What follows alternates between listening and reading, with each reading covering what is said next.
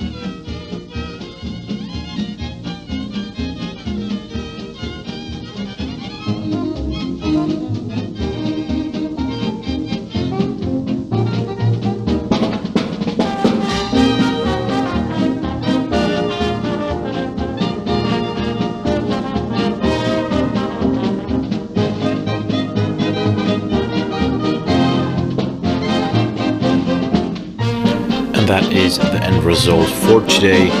So I finished another floor and well, let's get to the rooms here. I mean, this one is pretty small already, so not a lot of space. I will somehow have to incorporate a ladder or something like that for access to the upper floor.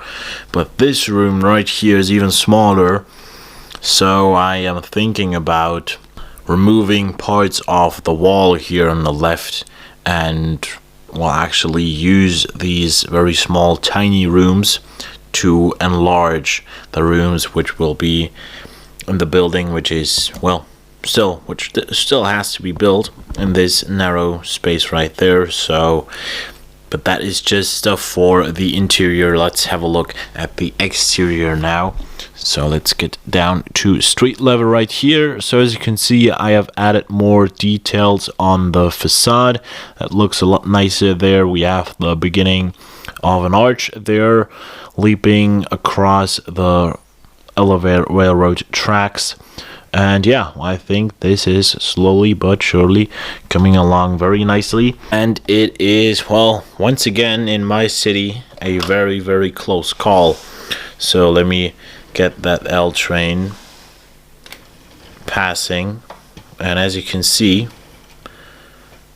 close, but not too close. So once again, a very close call, but well, it works nice. It works all right, so no problem there.